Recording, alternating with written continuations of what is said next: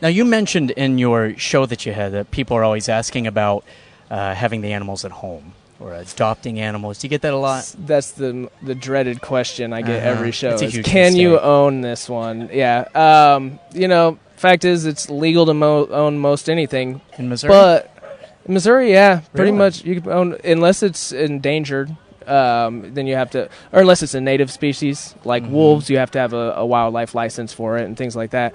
But I don't recommend it at all. I mean, as a professional, I joke around a lot, but when it comes to wildlife, it's serious. You know, they belong in the wild or in the zoo, and the only reason they belong in the zoo is because they're going extinct in the wild. Right. You know, people don't realize the wild really doesn't exist much anymore because of humans. So this is us trying to keep wildlife alive. So, Yeah. But having them as pets, I had a friend that... I got off point there. I have several friends that have monkeys. Yeah. And everybody always thinks that's a good idea. And I say, well, you know, you're changing a diaper for 30-some years. Yeah. Like, yeah, it's a every lot other of hour or hard work. Mm-hmm. Was that it's an a lot- animal? Did something just get you? It was an ant. I think it was one of those camels. Yeah. Yeah. It was. That's not one of my show animals. Oh, all right. It's an ant.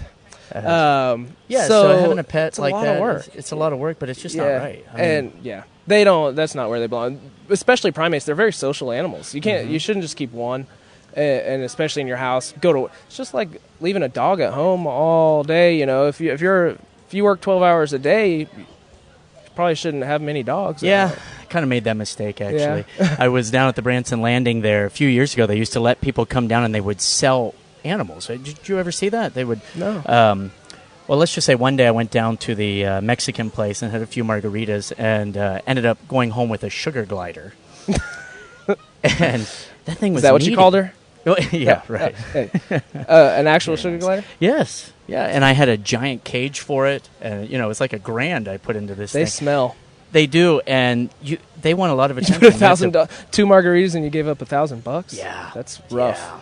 I have a picture because I had a little convertible of us taking the cage home in the convertible, holding it up in the air, and sugar glass. But you had to hold these things. They recommended on the site that we belong to, sugarglider.com or something, that you hold them like 8 hours a day, and they were very Really? social, and that you should have more than one. And, it became... You have to feed them and water them it was and a stuff. job. Yeah. It was awesome because it would ride in my pocket, and then it would come out and take a little sunflower seed and run back in. I was teaching it to do a card trick.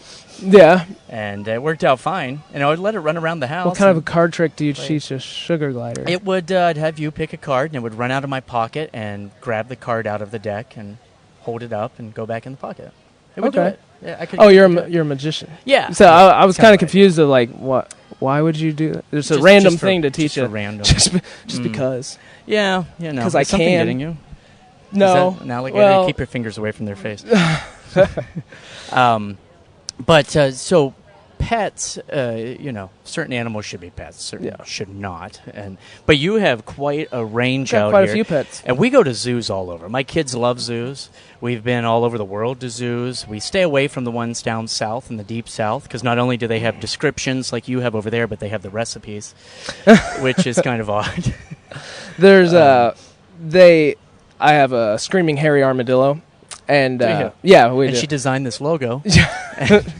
That's what I call my wife. Yeah. Screaming hairy. Anyways, Hairy armadillo. yeah. So I forgot what I was saying again.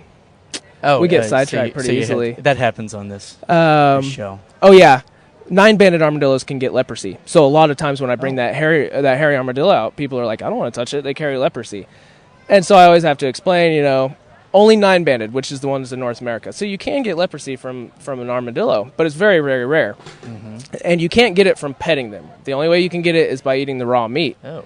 And so, cool fact: the only place it's ever been transferred into humans was in Louisiana. Oh. So, the other day, a guy said, "Yeah, that's Louisiana sushi." So yeah, they have. I guess they eat raw armadillos. That's you said disgusting. the recipe thing. Yeah, brought that's that just up. gross to me because Yeah. I'm a vegetarian. So Are you not really? strict. Well, not strict. I eat fish. I don't and know if I could chicken do and that. Beef, but Okay. So say, wow. I don't know if we could be friends anymore. yeah, no.